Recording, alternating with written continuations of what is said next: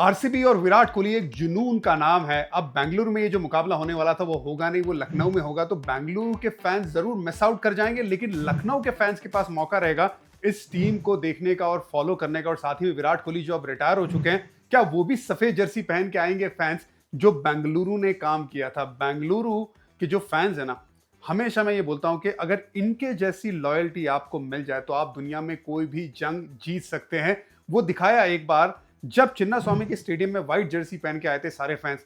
विराट कोहली एक काम कर सकते थे ना कि जाके उनकी सराहना कर सकते थे, शुक्रिया कर सकते थे। खैर, लेकिन वो बारिश से मुकाबला रद्द हो गया था। अब लखनऊ में मैच है।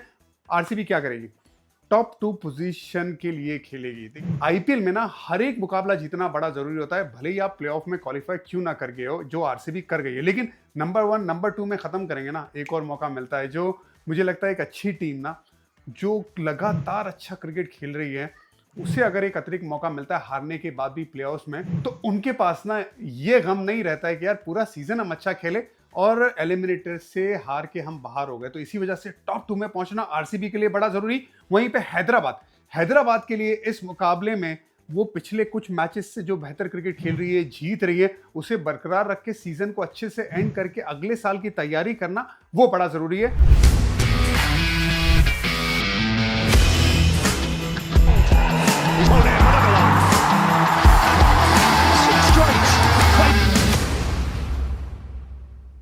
और देखिए, आरसीबी के लिए ना वेन्यू चेंज हुआ है। बेंगलुरु से मैच अब लखनऊ गया है और मुझे लगता है ना ये कोई ज्यादा नुकसान वाली बात आरसीबी के लिए है नहीं, क्योंकि बेंगलुरु में 6 मैचेस खेले, 2 जीते हैं, एक बारिश से रद्द हुआ है, तो मैचेस ज्यादा हारे हैं। लेकिन जब बाहर खेले ना, तो सारी की सारी 6 मैचेस जीती आरसीबी। तो आरसीबी ज्यादा कंफर्टेबल है लखनऊ में खेलने के लिए, क्योंकि अगले दो मुकाबले लखनऊ में है। एक आज जो मुकाबला होने वाला है एसआरएच के साथ, और दूसरा होम टीम लखनऊ के साथ। लखनऊ के इस मैदान में ना, एक तो बड़े साइज का मैदान है, लेकिन लास्ट के 5 मैचेस में औसतन फर्स्ट इनिंग का स्कोर 182 183 रहा है। इसका मतलब ये पिच पे रन जरूर है, लेकिन ऐसे भी नहीं है जो आपको अहमदाबाद की पिच पे 200 से ज्यादा देखने को मिलते हैं। क्योंकि गेंदबाजों को थोड़ी सी राहत है ग्राउंड के साइज के हिसाब से, तो उसका फायदा उठा सकते हैं। खैर, फिर भी चेस करना ज्यादा बेहतर है इस मैदान में। तो ये सिर्फ एक ही चीज करनी है आरसीबी को, बड़े मैदान को एडजस्ट करना है। चिन्ना स्वामी का जो मैदान है वो थोड़ा छोटा है, लेकिन यहाँ पे ना बड़ी बाउंड्री से उसको एडजस्ट कर लिया, पिच को जिसमें बाउंस है उसको एडजस्ट कर लिया। जो ये कर सकते हैं, उनके पास वो काबिलियत है, तो फिर उनके लिए ज़्यादा बेहतर ही है, उसमें नुकसान वाला काम नहीं है। बात करेंगे सबसे पहले विराट कोहली की। देखिए, विराट कोहली ने जिस तरह से इस सीजन में क्रिकेट खेला है, ये लड़का बेहतर से बेहतर ही होता जा रहा है। 36 साल का ये नौजवान जब व्हाइट बॉल क्रिकेट में खेल रहा है ना, और आईपीएल में तो कमाल ही करता है। 600 से ज्यादा आंकड़ा पार कर ही देता है। 2023 में वो काम किया था, 2024 में वो काम किया था, और अपने आंकड़े को बेहतर करने के लिए इस सीजन तो जो स्ट्राइक रेट भी है 143 का है, और 500 से ज्यादा रन बना दी है। ऑरेंज कैप की रेस में बिल्कुल बना हुआ है। और देखिए, अगर सारी मैचेस खेलेंगे फाइनल तक, तो हो भी सकता है कि वो ऑरेंज कैप उनके सर पे रहे भी। तो ओवरऑल जो मैच विनिंग कंट्रीब्यूशन भी देखने को मिलता है, ये सिर्फ आंकड़े रन बनाने के लिए खुद के लिए नहीं, ये मैच जिताने वाले आंकड़े, जिसमें 7 अर्धशतकीय पारी भी आई है, जिसमें 3 बार नाबाद आए, सी ऑफ किया है कि मैच मैं खत्म करूंगा। भाई, ऊपर बैटिंग करके मैच खत्म करने वाला ये चेज मास्टर काबिले तारीफ है। एक और अर्धशतकीय पारी विनिंग कॉज में आ गई ना, तो ये पहला खिलाड़ी बन जाएगा ये कारनामा करने वाला इस सीजन। तो बहुत बढ़िया बल्लेबाजी चल रही है इस बार भी। अब क्रूशियल स्टेज पे और ज्यादा जिम्मेदारी रहेगी विराट कोहली पे। दूसरी बात, आरसीबी के लिए सबसे अच्छी बात क्या है कि एक मैच विनर नहीं है ना, एक के बाद एक मैच विनर देखने को मिल रहा है। ये 2016 जब फाइनल खेले थे ना आरसीबी, उसके बाद मैं पहली बार उन्हें देख रहा हूं कि ये एज अ टीम खेल रही है। मुझे लग रहा है कि उस साल से भी ज्यादा बेहतर अलग अलग खिलाड़ी ना अपना हाथ ऊपर कर रहे हैं मैच जिताने के लिए। कभी यश दयाल मैच जिता रहे, चेन्नई के सामने हमने देखा था, बेंगलुरु में मारने नहीं दिया था महेंद्र सिंह धोनी को रन। उसके बाद कभी कुणाल पंड्या ऑलराउंडर परफॉर्मेंस के साथ ऊपर आते हैं, कभी हेजलवुड मैच जिताते, कभी लुंगी इंगिडी उनकी जगह पे आते तो वो 3 विकेट निकाल जाते हैं।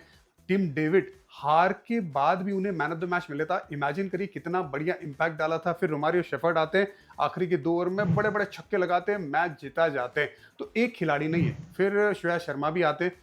अलग अलग खिलाड़ी अलग अलग वक्त पे मैच जिताने की काबिलियत रखता है। एज अ टीम आरसीबी को मैंने बहुत साल देखा है, ऐसे खेलते हुए नहीं देखा एज ए टीम। सो वो एक बहुत बड़ा पॉजिटिव है। अच्छी बात यह है कि विराट कोहली के साथ ना फिल शॉट आपको दोबारा नजर आएंगे। 168 के स्ट्राइक रेट से 239 रन बना दिए थे, 27 का औसत है। लेकिन आपको ऐसा लगे यार 239 रन 27 औसत, लेकिन जो इंपैक्ट डाला है वो काबिले तारीफ है। पावर प्ले में पहली गेंद से बड़े शॉट लगाना, सीधा इंटेंट दिखाना, ताकि विराट कोहली भी अपनी गेम अच्छे से खेल सके, जो एनीवेज बहुत अच्छे स्ट्राइक रेट के साथ खेल रहे हैं, लेकिन वो स्ट्राइक रेट को लगभग पौने 200 के करीब लेके जाना शुरुआत से ही, ये अगर आप काम करते हो ना तो सामने वाली टीम बैकफुट पे आते हैं। तो फिल सॉल्ट का आना ये एक अच्छी खबर है। साथ में उसकी जगह पे ना बैटल बाहर चले जाएंगे, बैटल लेफ्ट हैंड बल्लेबाज है, दोनों को खिलाना बड़ा मुश्किल है क्योंकि आपको एक गेंदबाज भी चाहिए। तो एक थोड़ा दिक्कत का सामना जरूर है आरसीबी के लिए, लेकिन फिल सॉल्ट का आना मेरे हिसाब से तो बड़ा जरूरी है। आरसीबी के लिए एक और अच्छी बात क्या हुई थी, जो प्लेयर एज ए रिप्लेसमेंट आए ना उन्होंने अच्छा काम किया। देखिए सॉल्ट का रिप्लेसमेंट आया था बैटल ने अच्छी पारी खेल दी थी, बहुत बढ़िया अर्धशतकीय पारी खेली, थर्ड यंगेस्ट खिलाड़ी बन गए थे वो हाफ सेंचुरी बनाने वाले, और एक के बाद एक शॉट लगाने की जो काबिलियत है वो बैटल के पास नजर आई है। तो एक अच्छा ग्रुप भी तैयार हो रहा है। ओवरऑल अगर आप देखें, हेजलवुड गए तो इंगेडी आए, लुंगी इंगेडी ने भी 3 विकेट निकाल दी थी। तो आपके पास ना जब एज ए रिप्लेसमेंट प्लेयर अच्छे होते हैं ना, तो इसका मतलब आपके ऑक्शन टेबल पे आपने अच्छा काम किया और साथ ही में आप बहुत ज़्यादा परेशान नहीं होते। वरना हेजलवुड जैसा अगर गेंदबाज चले जाए ना आपकी टीम में से, कुछ देर के लिए ही सही, आपके लिए बहुत दिक्कत हो सकती है, जो अभी तक आरसीबी के लिए नजर आई नहीं है। अब देखिए सबसे बड़ी दिक्कत क्या है आरसीबी के लिए, देवदत्त पडिक्कल इंजर्ड हो गए, जो सेकंड हाईएस्ट स्कोरर थे जब वो इंजर्ड हुए। 247 रन बनाए थे, 150 के ऊपर का स्ट्राइक रेट था, right and left hand combination होता था। और सबसे बढ़िया बात, विराट कोहली के ऊपर से ना बहुत वक्त उन्होंने प्रेशर हटा दिया था। जब स्पिनर आते थे बड़े शॉट लगाते थे। क्या ये काम आज मयंक अग्रवाल करेंगे? Mayank Agarwal as a replacement player उन्हें लिया गया है, किसी ने ऑक्शन में उन्हें लिया नहीं था। यहाँ पे पिछले कुछ साल से ना, पिछले कुछ वक्त से वो 30 के नीचे का औसत है। 100 से ज्यादा मैच से 100 से ज्यादा मैचेस अगर कोई खिलाड़ी खेलता है और उसे ऑक्शन में नहीं लिया जाता, मतलब पिछले कुछ समय का फॉर्म अच्छा है नहीं। पिछले साल हैदराबाद के लिए खेले थे, 4 मैचेस में 64 रन बनाए थे, बल्ला बिल्कुल भी चला नहीं था, इन फॉर्म नजर आए ही नहीं। और उससे पहले आरसीबी के लिए 2011 से लेकर 13 में खेले थे, तो दोबारा आरसीबी के लिए आएंगे। लेकिन जब वो विराट के साथ अगर खेलते हैं तो फिर क्या वो स्पिनर को अच्छा खेलेंगे? क्या वो अपने कंधे पे तेज खेलने की जिम्मेदारी उठाएंगे? ये कायम मयंक अग्रवाल का काम रहेगा, क्योंकि मयंक अग्रवाल का अगर रिकॉर्ड देखे स्पिनर के सामने, हैदराबाद के पास लेग स्पिनर है, 20 का भी औसत नहीं है स्पिनर के सामने। क्या वो काम कर पाएंगे? अगर वो काम ठीक से कर पाए तो फिर आरसीबी का जो मोमेंटम चल रहा है ना, वो बेहतर तरीके से चलेगा। तो ये एक बहुत बड़ा चैलेंज है। नंबर 3 की पोजीशन बहुत इंपॉर्टेंट है। बाकी तो उनके पास वो खिलाड़ी है जो बढ़िया तरीके से काम कर सकते हैं। आरसीबी की प्लेइंग 12 बहुत ज्यादा कुछ बदलाव तो मुझे नजर नहीं आता है, लेकिन फिल सॉल्ट वापस आ जाए ये मेरा मानना है। Virat Kohli, Phil Salt, Mayank Agarwal 3 number पे बहुत क्रूशियल रहेंगे। किस तरह से जब विराट और मयंक साथ में खेलते हैं, गेम कितनी तेज चलती है, मेरी नजर उस पर रहेगी। Rajat Patidar, Jitesh Sharma, Tim David, Romario Shepherd, Kunal Pandya. Kunal Pandya को आप बीच में खिला सकते हैं, लेफ्ट हैंड बल्लेबाज एक ही है ना, तो फिर आपको उसका फायदा उठाना है। तो मेरे हिसाब से मैं कुणाल पंड्या को बीच में खेलता हुआ देख सकता हूं। भुवनेश्वर कुमार, लुंगी इंगीडी, यश दयाल, श्रेयस शर्मा। अगर कोई इंजरी कंसर्न है, जैसे रजत पाटीदार इंजरी के बाद वापस आ रहे हैं, तो कप्तानी ना ऑन फील्ड अगर वो नहीं खेल रहे, जस्ट इन केस, तो जितेश शर्मा कर सकते हैं। वरना रजत पाटीदार ने कप्तानी बहुत अच्छी की है। और आपके पास स्वप्निल सिंह का भी एक ऑप्शन नजर आ सकता है बतौर ऑलराउंडर। तो वो अगर कोई इंजरी कंसर्न है तो सनराइजर्स हैदराबाद में हंगामा है, ये टीम मुझे बड़ी अच्छी लगती है।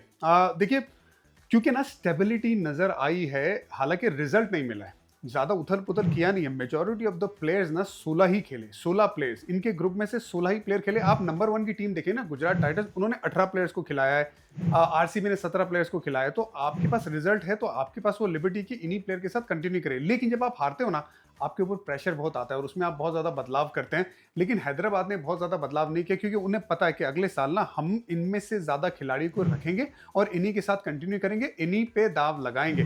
तो ये एक अच्छी स्ट्रेटेजी भी हो सकती है मुझे लगता है। और दूसरी बात, जो लड़के खेले, ज्यादातर 16 खिलाड़ी खेले, बाकी भी लड़के खेले। हर्ष को हमने पिछले मैच में देखा, वियान मुल्डर को एक दो मैच खेलते हुए देखा, उसमें एडम जैम्पा को लगा लो, पर वो जब जरूरत पड़ी तभी बहुत ज्यादा उन्होंने मैचेस नहीं खेली, इक्का दुक्का ही मैचेस खेली है। ज्यादातर खिलाड़ी ने जो मैचेस खेली है वो 16 खिलाड़ी है। इसी वजह से मुझे लगता है कि ये बहुत अच्छी स्टेबिलिटी लेके आती है। अब लास्ट के 4 मैचेस आप देख लीजिए, उसमें 2 मैचेस में अच्छे रिजल्ट मिले, सीएसके और एलएसजी के सामने मैच जीते। यहां तक कि दिल्ली कैपिटल्स के सामने ना बारिश नहीं आई होती तो लगभग 130 के पास तो रोक ही दिया था मैच, वो जीत सकते थे। तो एक थोड़ा सा ज्यादा कंफर्ट देखने को मिला है उसमें। अभिषेक शर्मा जिस तरह से बैट पकड़ते हैं ना, एकदम हैंडल के टॉप पे पकड़ते हैं, तो बड़ा रेंज मिलता है और उसके बाद जो फ्लो आता है उनका, और भी ज्यादा बढ़िया ताकत इस्तेमाल कर सकते हैं। जबकि ज्यादातर टाइमिंग से ही शॉट लगाते, पर उनका बैट फ्लो इतना बढ़िया है ना कि गेंद बहुत दूर जाती है। अब 20 गेंदों में 50 वाली पारी 4 बार खेलने वाला ये खिलाड़ी निकोलस पूरन के साथ कंधे से कंधा मिला के खड़ा है। उन्होंने भी यही कारनामा किया है, जल्दी से हाफ सेंचुरी खत्म कर देते हैं। फास्ट बॉलर को बहुत अच्छा खेलते हैं, स्पिनर को बहुत अच्छा खेलते हैं, और एक गेंदबाज के पीछे अगर अभिषेक शर्मा पड़ जाते हैं ना तो रुकते नहीं है। अगर एक छक्का मार लिया और वो ओवर की शुरुआत में, तो फिर बाद में दूसरा छक्का भी देखने को मिल सकता है। तो गेंदबाज हमेशा बैकफुट पे रहता है, और आने वाली मैचेस में भी ना इनके ऊपर जिम्मेदारी रहेगी। शतकीय पारी खेल चुके हैं, अर्धशतकीय पारी भी खेल चुके हैं, मैच विनिंग पारी भी खेल चुके हैं। जरूर थोड़ा बीच में ऑन एंड ऑफ हुए थे। मुझे लगता है एक चीज के लिए अभिषेक शर्मा को काम करना है। यूवी से मैं बात करूंगा, बल्ला है ना बहुत ज्यादा खुला रहता है, थोड़ा सा अगर उठाने के वक्त हल्का सा बल्ला बंद रहेगा तो अच्छा रहेगा, नहीं तो स्लाइस होने के गेंद के चांसेस बहुत रहते हैं। अब इनके खेलने के अंदाज के लिए भी काफी बात हुई है ना। खेलने का अंदाज सिर्फ बैंग बैंग अब पूरी तरह से नहीं है, और होना भी नहीं चाहिए। हर कोई खिलाड़ी वैसा नहीं कर सकता है। ईशान किशन का रोल थोड़ा सा ट्वीक किया गया है। सीएसके के सामने 44 रन की पारी आई थी, उसमें भी स्ट्राइक रेट कम था। ऐसा भी नहीं था कि 150 के ऊपर स्ट्राइक रेट, वैसा बिल्कुल भी नहीं था। यहाँ पे पिछले मैच में भी ना जो 28 गेंदों में 35 रन की पारी आई, थोड़ा स्ट्रगल कर रहे थे, लेकिन कोशिश कर रहे थे पिच पे खड़े रहने की, ताकि एक रन्स का आप पीछा कर रहे हो तो फिर आपके लिए ना एक स्कोर सामने है, तो आप सिर्फ बैंग बैंग नहीं कर सकते। वो एक हल्का सा अप्रोच भी देखने को मिला। यहाँ तक कि हेनरी क्लासन पिछले मैच में ना संभाल के खेल रहे थे, बहुत ज्यादा एग्रेशन नहीं दिखा रहे थे, उनकी भी अच्छी पारी आई थी। तो एक जो अंदाज हल्का सा बदला है ना, ये नीड ऑफ द आवर है।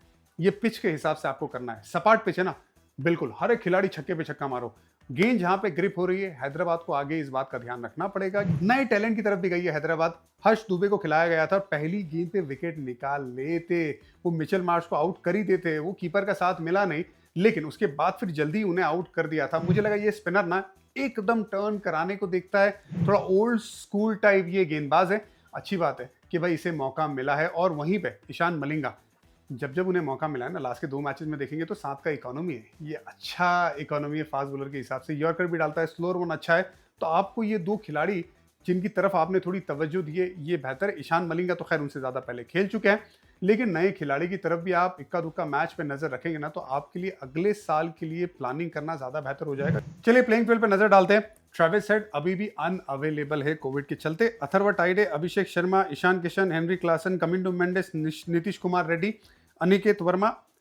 अब पैट कमिंस नंबर 8 पे, हर्षल पटेल, हर्ष दुबे, जीशान अंसारी, ईशान मलिंगा। अब जीशान के साथ आप कंटिन्यू करना चाहेंगे या फिर आप राहुल चहर को लेके आना चाहेंगे, ये देखना होगा। लेकिन जीशान ने ना जब जब मौका मिला है, ऑब्वियसली राहुल चहर को तो ज़्यादा मौका मिला नहीं, लेकिन राहुल चहर का फॉर्म नज़र आया नहीं था। किस तरह से नेट में गेंदबाजी करी, क्या इंप्रूवमेंट दिखाया, उस पर नज़र रहेगी। और ईशान मलिंगा ने भी अच्छा काम किया है पिछले 2 मैचेस से। तो ये प्लेइंग 12 रहेगी। मैचअप्स विराट कोहली बनाम पैट कमिंस, ये बड़ा इंपॉर्टेंट होने वाला है। वनडे क्रिकेट में हमने देखा था, फाइनल में परेशान किया था वो ऑफ स्टंप की बाहर वाली लेंथ पे। क्या यहाँ पे T20 क्रिकेट जिसका पेस अलग होता है, पैट कमिंस क्या वही लाइन जो हल्का सा लेट लेके आते हैं, ऑफ स्टंप के बाहर गेंद निकालते हैं, वहां पे फंसाने की कोशिश करें। वहीं पे विराट कोहली क्योंकि अब व्हाइट बॉल क्रिकेट ही खेल रहे हैं, टेस्ट क्रिकेट नहीं खेल रहे, क्या कट निकाल सकते हैं अगर वो लाइन उनके सामने आती है और बाउंस के साथ वो गेंदबाजी करते हैं।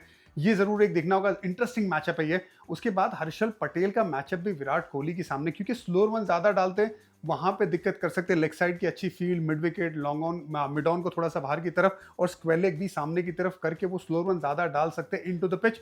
फिर वहां पे क्या काउंटर करते विराट कोहली जो सॉलिड फॉर्म में है। इसीलिए ये दोनों मैचअप बड़े जबरदस्त हो जाएंगे। अब एक और मैचअप दूसरी तरफ ना, यश दयाल बनाम अभिषेक शर्मा, लेफ्ट हैंड बल्लेबाज है, इनके पास दोनों स्विंग है। क्या नई गेंद से आके दोनों तरफ गेंद को लहरा के इन्हें सेटअप किया जाए और फिर आखिर में अंदर वाली गेंद पे फंसाया जाए, ये मैं देखना चाहूंगा। साथ ही में ना रोमारियो शेफर्ड के सामने हर्षल पटेल का मैचअप कमाल का होगा, क्योंकि 7 गेंदों में 2 बार आउट किया है, जबकि रोमारियो शेफर्ड 19-20 ओवर का बादशाह है पिछले कुछ टाइम से, तो उसकी स्ट्राइक रेट एकदम कमाल की रहती है। तो फिर क्या ये हर्षल पटेल की एक ओवर वहां पे रखना और रोमारियो शेफर्ड के सामने बड़ा जरूरी हो जाएगा, और ये मैचअप बड़ा इंटरेस्टिंग बनाता, क्योंकि एक जगह से गेंदबाजी नहीं करते, स्लो रन डालते, यॉर्कर डालते, और इस वजह से जो वेस्ट इंडियन पावर है ना जो आता है वो रेगुलर नहीं आता, इस वजह से फंस रहे। जीतेश शर्मा 24 गेंदों में 31 रन बनाए, स्ट्राइक रेट ज्यादा अच्छा है नहीं, 4 बार आउट हुए स्पिनर के सामने। ये आंकड़े स्पिनर के सामने तकलीफ में आते हैं। फास्ट बॉलर बहुत अच्छा खेलते, क्या हैदराबाद स्ट्रेट अवे स्पिनर को लेकर आ सकता है, चाहे वो राहुल चहर, चाहे वो जीशान अंसारी। आरसीबी मजबूत है, सबको पता है आरसीबी के पास मोमेंटम है। नंबर 3 का बल्लेबाज किस तरह से बल्लेबाजी करता है ये बहुत इंपॉर्टेंट होगा। वहीं पे हैदराबाद के पास ना खोने के लिए कुछ है नहीं। अब ऐसी टीमें बड़ी खतरनाक होती है, यही बात मैंने जीटी के सामने भी कही थी कि लखनऊ के सामने थोड़ा ना जीटी संभाल के खेलो। आरसीबी के सामने भी वही क्वेश्चन, हैदराबाद के सामने संभाल के, मतलब जहनी तौर पे तैयार रहो और इंपॉर्टेंट मैच है उसी तरह से खेलो, वरना हैदराबाद दिक्कत दे सकती है। आरसीबी फिर भी बहुत मजबूत है।